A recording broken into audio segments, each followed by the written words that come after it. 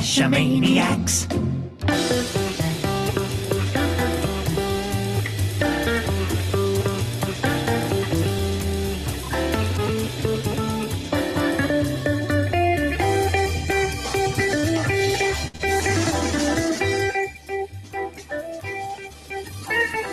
GeoGearHeads. Imagine, if you will, a podcast with multiple topics. That is the Randomize Show. Welcome, folks, to Randomize LXXIV. LXXIV? Yeah, that one doesn't work out so well for work, yeah. So, but yeah. it's 74. 74, that's a lot of randomized shows, but the Roman numerals make it look so large and imposing. Like we have done hundreds of thousands of these because, well, at least 10,000, right? There were 5 digits. Yeah, exactly. Right. It's kind of like the Roman army. Back in the day, not now. I'm waiting for the punchline. Very, very large and imposing. Oh, gotcha. And interlocking shields? I don't think the shields interlock. No. Okay. Well, folks, I am Chris of the Northwest, along with our host, Daryl W4, and we have a great randomized show for you. Lots of individual little topics, and they're, well, as the show name says, completely random. There's no set order to them. These are brought in by you, our listeners. You've emailed them in, you've called them in. You could have even faxed them in, but, who does that? I actually don't think we have a working phone or fax line anymore. We might have to fix that just so that people can fax us, because that would be fun. Ooh, we should have a fax line. How much do you want to make a bet? The way that they're going to fax us is taking a photo of something they've jotted down and sending it from their phone through a fax app. Yeah. Oh, yeah. But, hey. And our listeners and viewers are so creative that they would intentionally do that. So I think now I'm going to have to come up with a way for that to work in all of the spare time that I have right now. Oh, yeah. I mean, what else do you have going? Yeah, exactly.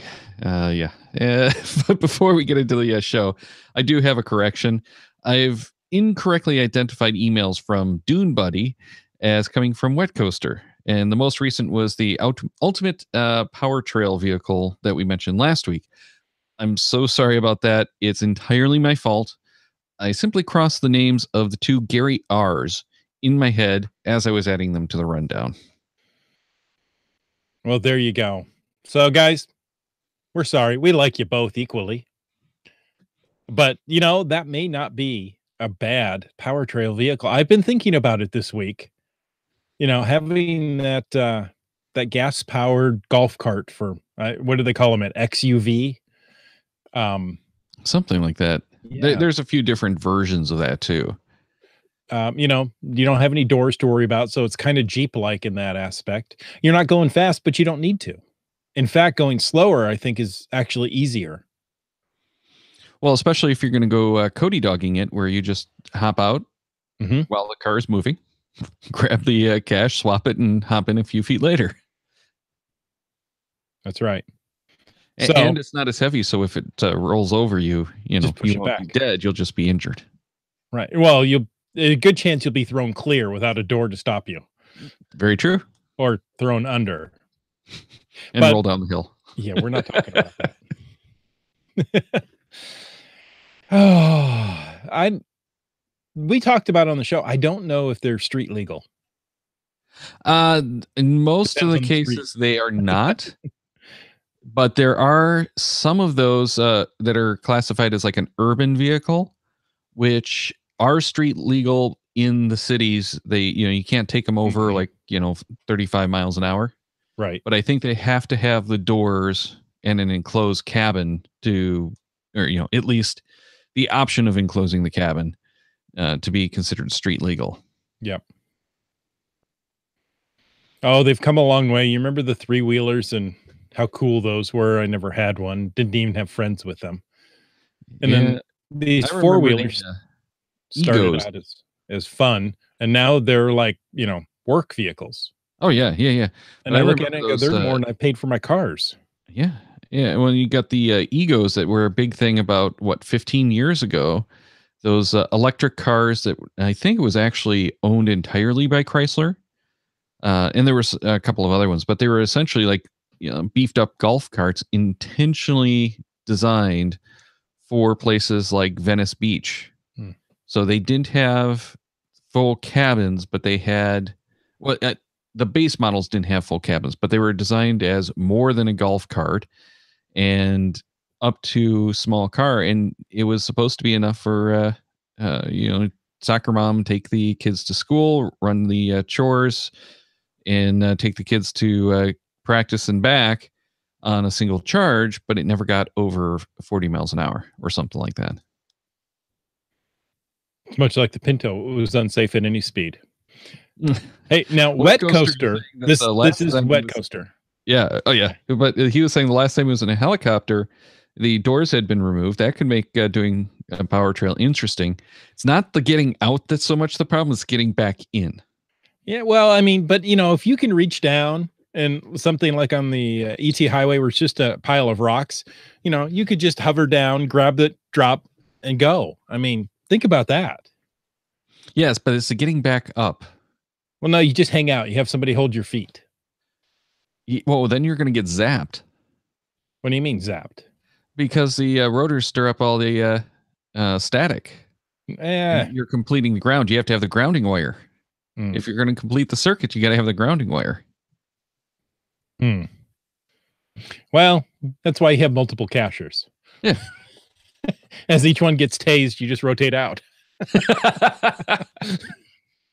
Nice. Yeah, I think I don't really remember because it's been a good decade and a half since I actually talked with anyone about the helicopters. But I think that one of the features of the hoists on the Dolphins, which are the ones that the Coast Guard uses, is that they have an extra long tether on them for the hoist so that it touches the ground or the water as they're pulling someone out, specifically so that that's your grounding cable. Interesting. Well, one more thing in the chat. This comes from Cashosaurus. He says, I really like the side-by-side quads. A friend took me on a trail recently. Did you do any geocaching? That's what we have to know. But Cashosaurus also sent us an email because that's the kind of guy he is. It says, I've been listening a lot of your older shows playing catch up. It's been fun, and I've also been learning a lot about so coming up with a question to enter for your tag has been hard. I'm a big fan of the show and usually listen as a podcast. My question, I have a Magellan 310 Explorist. I'm enjoying using it. However, my GPS is still accurate when compared to a newer model. If better maps or extra functions were out of the equation, will a newer GPS get me closer or be more accurate? Do they push a stronger signal or more accurate in denser woods? Well, that's a really big bag of worms that he just opened up. Okay, so if you go to like the 60 or the 70 series from Garmin, those have that quad helix antenna that works very well under the canopy. And most of the newer receivers, which might not be more accurate now, would be better with that quad helix antenna in the woods. The advantage that I can see to getting like the new 66 or 68, what is the new one that we just talked about? 68, right? Yeah, I think so. I totally blanked as soon as I started talking. The 68 is that will support some of the newer satellites. I don't think it did L5 signals though. Do you remember, Chris, if that was the case? I'm going to go look. But if you have one of the new units that will support the Galileo L5 and even the GPS 3 L5, then yes, you will get a better, more accurate signal. And even without the quad helix, you should be getting a better signal in the woods. Okay, it's a 66. It is a 66? Okay. Yep. 3-inch sunlight readable color display, multiple global navigation system support. It doesn't say what they are. Of course, bird's eye satellite, extended wireless connectivity, supports active weather for up-to-date forecast, and geocaching live for mobile syncing and updates. Yes, you too. That's a handy feature if it works. But the big thing I like about that function is you can connect to Wi-Fi and download your pocket queries, essentially. That's right. You can connect to Wi-Fi or through Garmin Connect on a computer on a Bluetooth, on a smartphone. Well, I think the Garmin Connect actually works Bluetooth or Wi-Fi, so either one would work. So, handy features to have, but my experience with the Bluetooth hasn't been good on the 750, I think it is. Does that sound right? I am having such trouble with model numbers tonight. Yes, you have the 750. It also has a flashlight on it with SOS modes. Ooh. They love to introduce all of this weird stuff on these units now. I mean, if you're truly out in, yes, but I don't want to drain my AA batteries using that as my flashlight. I'd rather have one of those. But if it has SOS mode, somebody's looking for you. That's, Yeah, but I'm just going to carry. This is me as the crazy person I am. I always carry a little flashlight with me anyway. Right. And most of those have that emergency mode. Or annoy mode, as I like to call them. Exactly. Yeah. Now, there is one more thing that we should probably mention. The Magellan series at 310, I believe, was limited to 10,000 caches. And the newer ones are doing usually much more than that. It depends on which unit and everything, but it's virtually unlimited on some of the new ones if you convert to their silly format, the GPZ, I think it is.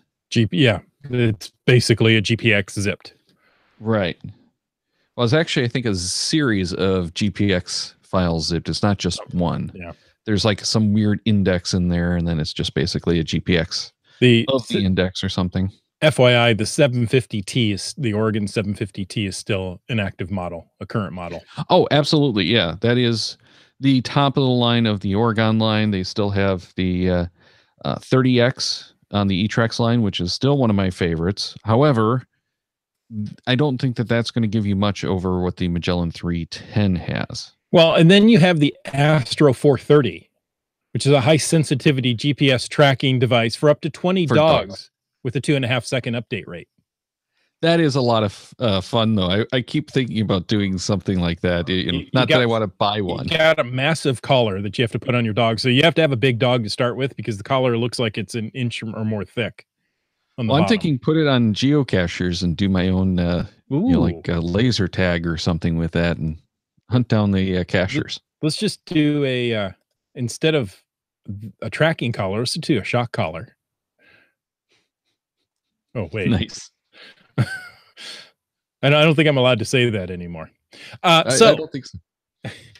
Your Magellan 310 Explorist is a good unit. Do you need to upgrade? Will you get more accuracy, better signal? Maybe. Depends on which unit you buy and where you're using it. So, I mean, I can't say honestly, Cachesaurus, yeah, go buy one. You're going to be so much happier. However, I think that might change in a year or two. Mm-hmm. As soon as we get truly multiple, well, once we get the GPS 3 satellites in the constellation, I think we might find some of these older units have some issues. Yeah, I know that Magellan is still updating those, but anything that hasn't been updated, I think from what I had read, could have problems with the GPS 3 satellites in the constellation. They won't like freak out or anything, but some of those units will have problems getting the almanacs from the 3 satellites because of bad code in those units. Kind of the same kind of problem that caused the issues with Lightwave and the satellite LTE that they were trying to do, where it interfered with GPS. It's that they didn't adequately filter the radio signal because it's more expensive, and they just didn't feel the need to do it. Probably it took more room in the receivers too, but it was just something that they never did. And they just have some issues, I guess, with the proper coding of that almanac code, I think. Yeah. They still have the Montana series. Yeah, believe it or not, I'm kind of surprised, but it hasn't been updated in a long time. Right. And the 35T. The 35T, which one was that one? It's the E-Trex. Oh, yes. That's the one with the touchscreen and the topo. Yeah. Yeah, and I prefer the buttons and the joysticks, that kind of stuff, the tactile controls, in part because it doesn't have problems with the cold or with the rain. Right. And the touchscreens, like the 750, is absolutely useless in the rain because it's either thinking that the raindrops are touches or thinking that no one is touching it because it's all raindrops. Right. Or the touches are raindrops. Or the raindrops are touches. Either way. Right. So, or and your touch is not a raindrop. So Cachesaurus, This makes a mess. In summary, if you currently have a good working GPS, I wouldn't buy one now. Wouldn't update that now. Unless there's something that you really want, like that Wi-Fi connectivity. And I've heard such bad things about that it's, you we give it a heard shot. Anything on the 66 yet that I know of. I've been kind of trying to keep an eye out, but I don't know that anyone's gotten their hands on one to talk about it yet. So what I would do is go buy a really good case for your phone and a USB battery. And, and the phones are getting so much better at location. Yeah, I think you're going to get more use out of those two items than you will a new GPS. Now, don't get me wrong. Put the money away and plan on getting one in a year or two. Look at a interest-bearing certificate of deposit that, you can put that money into and pull it back out in a year when the new GPSs come out. There you go. Especially because, interest rates are going up again and you can actually get more than a penny on every $1,000. Exactly. Now, let's do our segment on finances for geocachers. Because, geocaching is free. Spire Crew actually. Yeah. And Spire Crew emailed as well. I'm wondering how you guys prepare for a day out geocaching and what programs like GSAC, Basecamp, etc. you all use to do this. That is quite the question and probably bears its own show. But Chris, in a quick segment, what do you do for your typical geocaching? Pure luck. No. You didn't say anything, Daryl. You know better. No, okay. I do. And I use that too. Okay. So it depends on what we're going out for. Lately, when I go out with my geocaching buddies, we want to hit high favorite points because we know that's going to be a good, fun cache to find. So we will hit the high favorite points. And, lately I have been using Cache Tour. I wanted to say Cache Tour, no. CacheTour.no to route between those. And, I'm not doing anything fancy. I'm just dumping them in there saying, here, build me a quick route. And it's close enough. With that, we can share it out to the other people and do a list, make it public so that they can, your buddies can go download that. I prefer to have the caches downloaded on the phone as a list or a pocket query rather than doing it live. I've been there too many times where things didn't work. There's no cell signal out this far. Or, I didn't know there was a concert in town today and I can't get cell signal. Something like that. So, or it's during a souvenir event and the servers get overloaded. There you go. So I prefer to download it. And then off I go. Now, lately we have been doing a lot of lab caches or geocoin challenges. And there you're given, either a map or a list of coordinates. And, we just kind of pick and choose. Okay, let's see. If we go, I usually like to go far out and work my way back in and, pick whichever route seems to work best. We just do planning in the car. So it's really good to have a navigator who is going to say, this is the one we're going to next, and don't listen to the crowd. Yeah, and one of the nice things with those that publish immediately is if you use something like Cachly, Mm-hmm.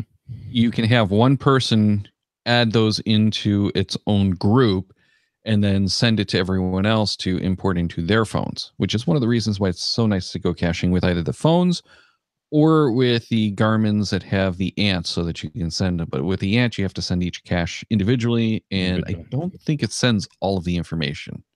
But, at least it gives you enough to get going with the Garmins, but they all have to be Garmins. So there is that. Yep, and it has to be the Garmins with the Ant Plus, not just any old Garmin. So, like those base model E-Treks won't have it. But there you go. That's true. It's interesting that we mentioned the souvenirs because we're going to be talking about that and the favorite points in just a few minutes. But for me, there's really like 3 types of caching that I'll do. One is the on the spot, which I just use Cachly and, oh, hey, what's around here? Pull it up and go. I do a pocket query every day, though, that has all of the caches in my area that I haven't found the 1,000 closest caches. And I try to keep that up to date. Again, I've just run into too many issues where I can't get into geocaching, including one time where it just wasn't accepting my password. And now, at one point, that Cachly was having problems with that where it would just log you out and you couldn't do anything. He has fixed that problem, and you get a message to either sign in or sign out or to continue. So I don't have to worry about that anymore. But they had some issues at geocaching with the login servers during one of those souvenir events, and everyone got logged out. So that's what happened.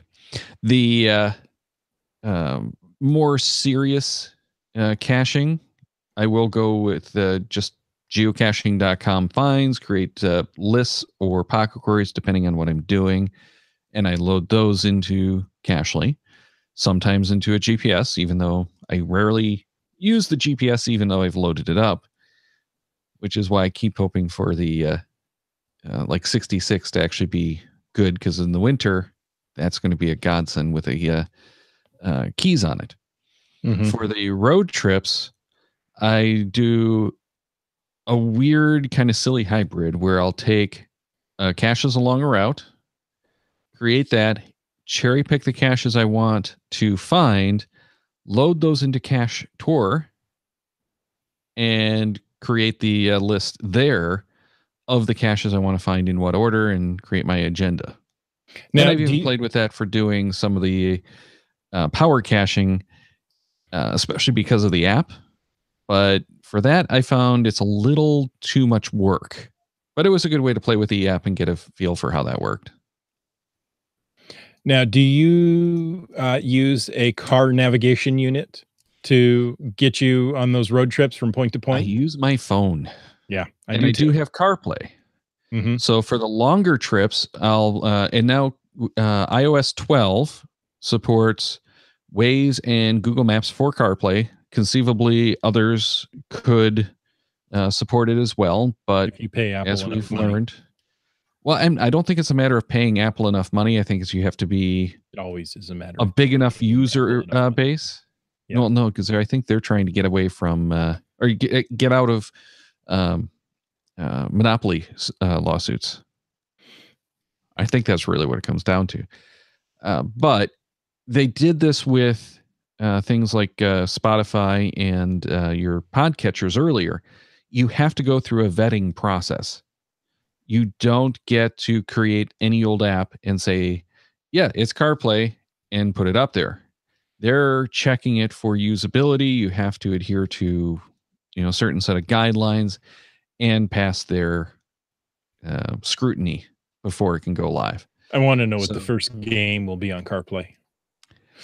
Yeah, you're not allowed to be one. I know. There's. I want to do like a Pac-Man game where you have to drive the streets and collect the dots. Waka waka waka waka. Exactly. Didn't Waze do that kind of? Where they had. I think they did, but I want to say that I remember Star Wars. You go collect stormtroopers and BB-8. Yeah, I think you're right.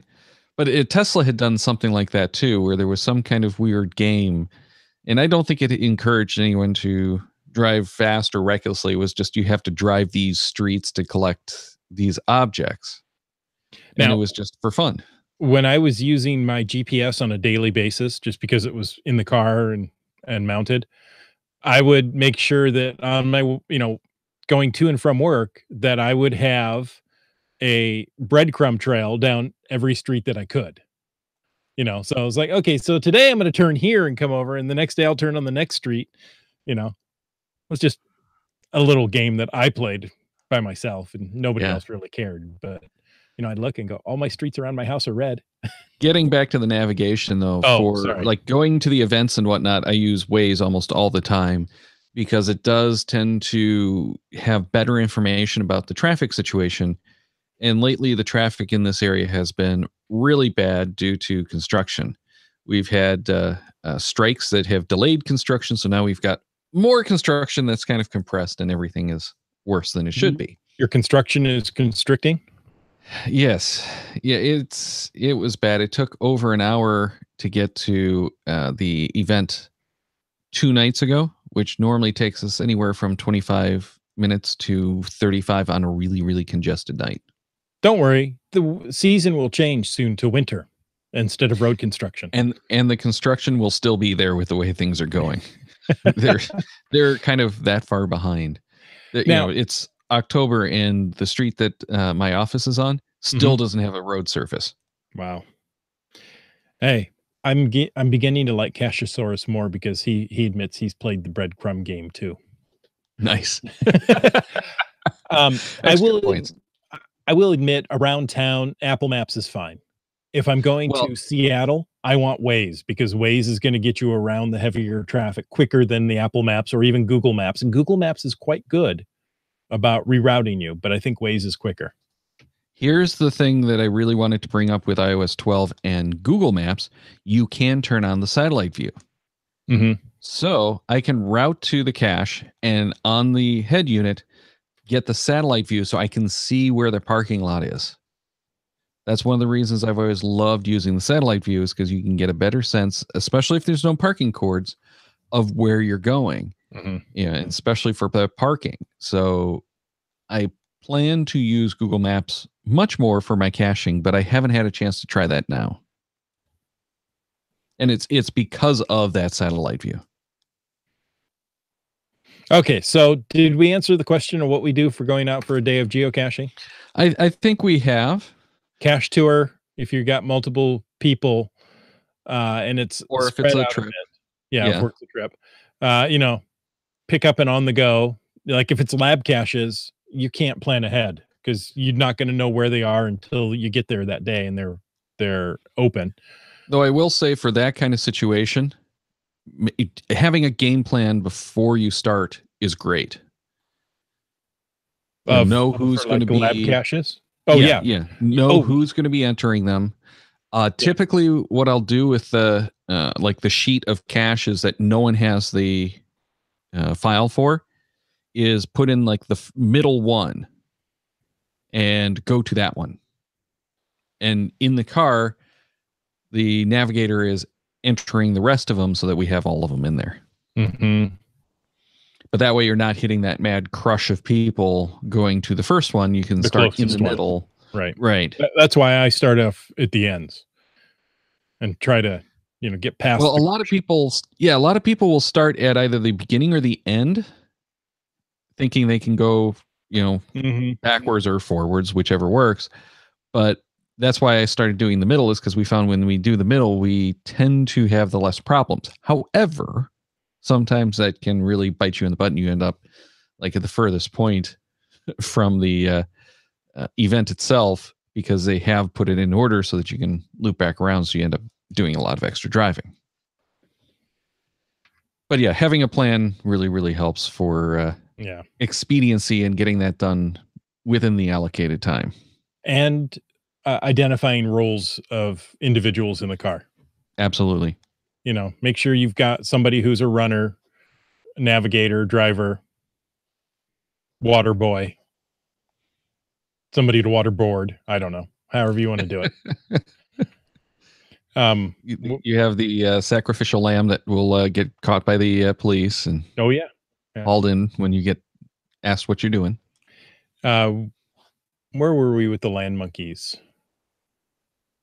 How come I can't remember? Anyway, there were 6 of us in their vehicle, so they had a third row seat. Well, you know, it's fine. You could get in and out, but it wasn't quick and easy getting that, third row seat in and out. So sometimes it was like, hey, we're just going to jump out. You guys stay here.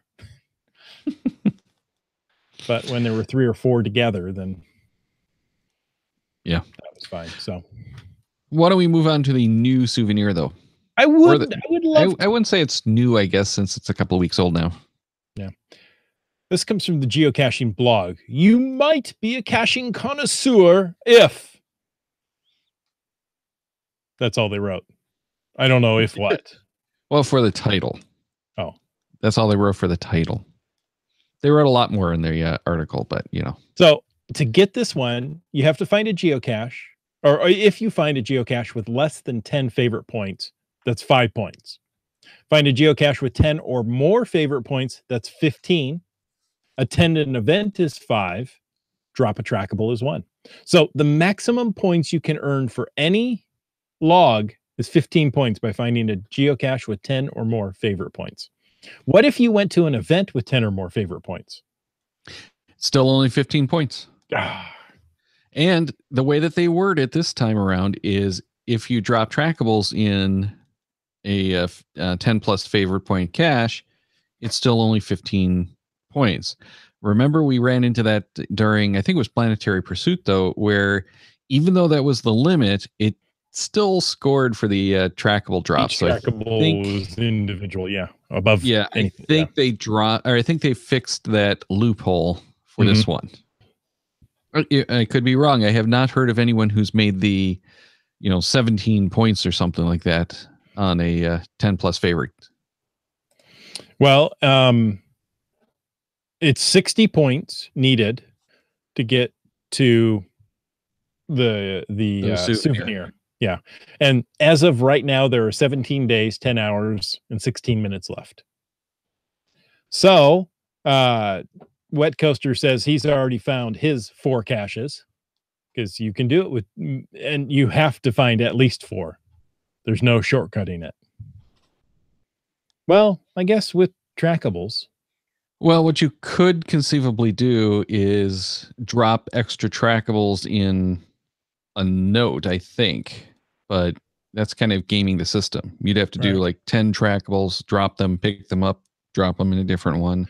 Well, and you call it gaming the system, and yes, it could be, but I did, what was it, Planetary Pursuit or Hidden Creatures? I think it was Planetary Pursuit when, I just couldn't get out in geocache.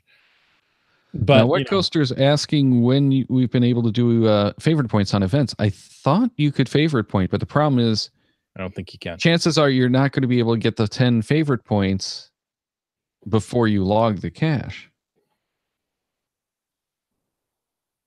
10 other people would have to log it and give it a favorite. Right. Because I don't think you can give it a favorite point until you've logged. Will attend or note isn't going to let you do a favorite point, but I thought you could issue favorite points to events. Let's see. While you're checking on that, it's still a will attend. I have to find another one that I could have attended. While you're checking on that, though, Geocaching Blog also shared with us that International Earth Cache Day is going to be Saturday, October 13th and Sunday, October 14th. So that's just a couple of days away. We have to earn our souvenir by getting outside and finding and logging an Earth cache. Now, the other interesting thing that they're doing once again is On the geocaching app, as you might recall, you don't get access to all of the cache types, only to those simple traditional cache types, unless you're a premium member. But they're going to lift that restriction and let people have access to Earth caches, even if they're not premium members. So if you've got the issues with like the kids that don't have the premium account, this is going to be a quick and easy time for them to log those Earth caches. Mm-hmm. And Bounce says you cannot give favored points to events. Nope, you cannot. And GSM times 2 actually said that first. Sorry. This is what I get for glancing at the chat room out of the corner of my eye. Oh, those chat people are so wonderful. All right, the last story that we're going to talk about in this main show is one I figured we have to talk about since this show is kind of born on Google+. And the one that I actually picked was the post from Google about it, but this has been the talk of everything in the tech circles lately. There was what's called a data breach by some, but it's not really a data breach. It's rather just a vulnerability in an API that gave developers access to information that you wouldn't expect them to have access to based on your settings. So if you had set stuff to private, the developers could still get access to it. That's basically what it comes down to. You understand that one, Chris? Or? Yep, I got it. Okay. Is that your understanding of it as well? Yeah. That's a pretty good summation. So what they've decided to do, given the very low usage of the consumer version of Google+, is they're pulling the plug. They're going to sunset Google+ over the next 10 months, and by the end of August of 2019, Google+ is gone. I liked Google+ in its day. I did, but you know what? Boy, it's a wasteland now, isn't it? It really is. And what happened was there was a lot of activity on Google+ for a while. Good, like 2 years, I'd say. It was where I spent a lot of time talking with other cachers, people from this show. You know, we were doing the events for the Hangouts on Air there. Then they did that redesign, and it like instantly became a wasteland. So that new version of Google+, I think, is really what killed it.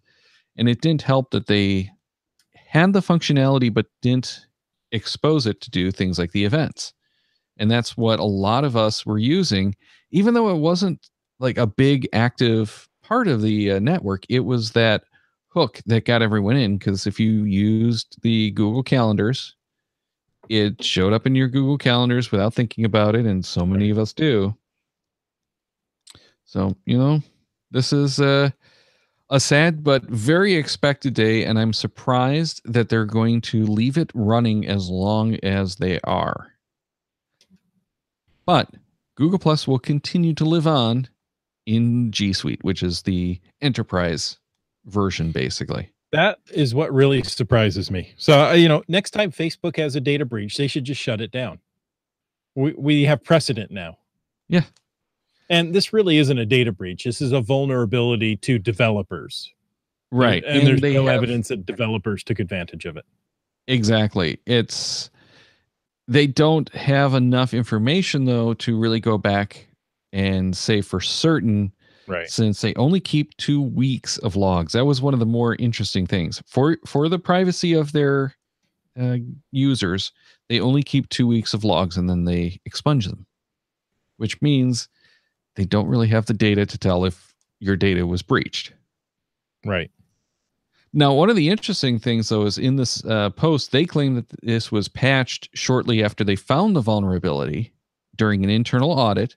However, I've seen a bunch of articles that say it wasn't patched until months later. So there's, I think, a lot of bad information on what actually happened here. And I'm not saying that Google is necessarily being totally forthcoming with how bad this is. However, I think the story has been blown out of proportion. Just calling it a breach is absolutely wrong. Right. And I've seen many of those stories. Yeah. It's a vulnerability, not a breach. There's a huge difference.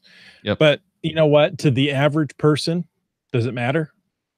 No, but it's also at this point, anything like this is bad news. And in this political climate, they just didn't want it anymore. Really what it comes down to, they're not shutting down Google Plus because it's because of this vulnerability.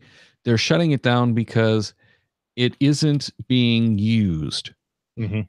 It no longer warrants the effort that it takes to maintain it. Right.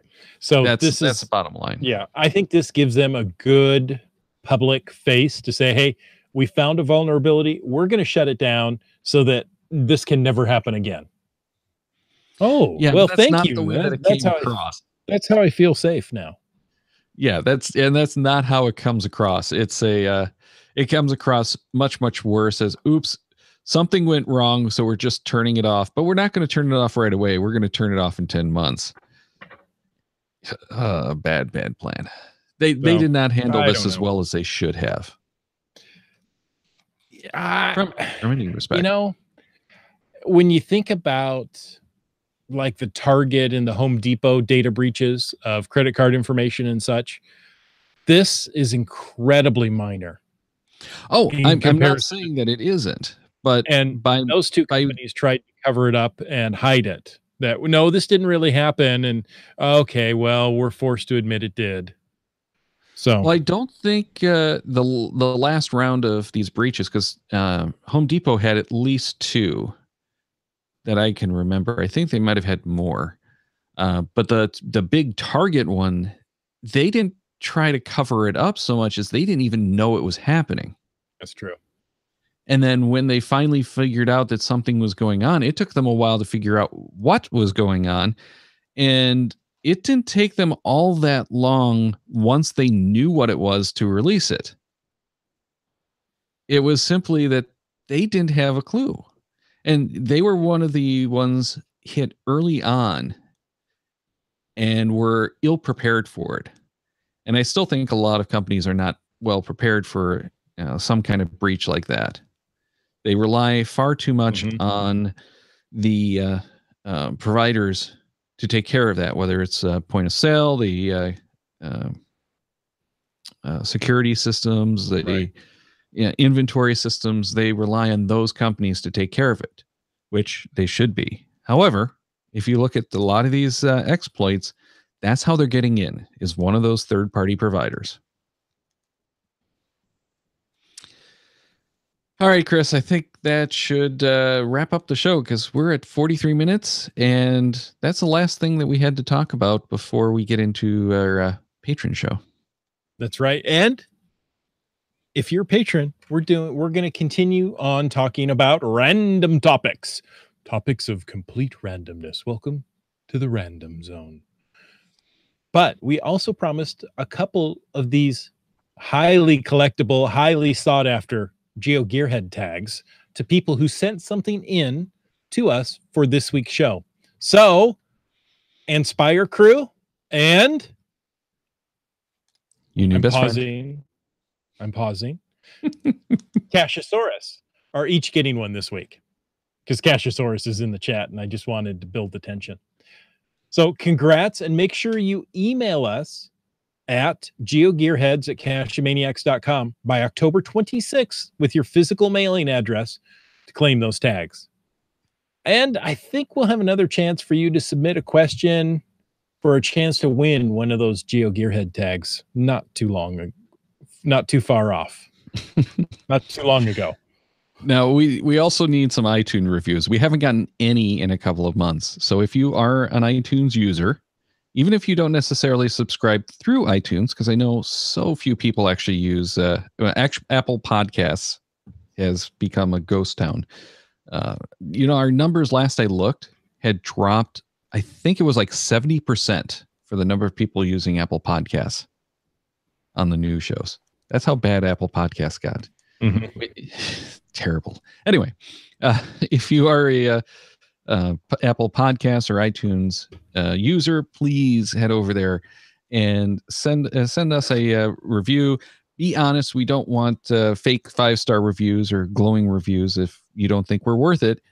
4-star or 5-star reviews are what we are hoping for, but if you do have a problem with the show, certainly let us know. But that's also how we found some issues with the show, is people giving us reviews and letting us know that they had audio problems or whatever.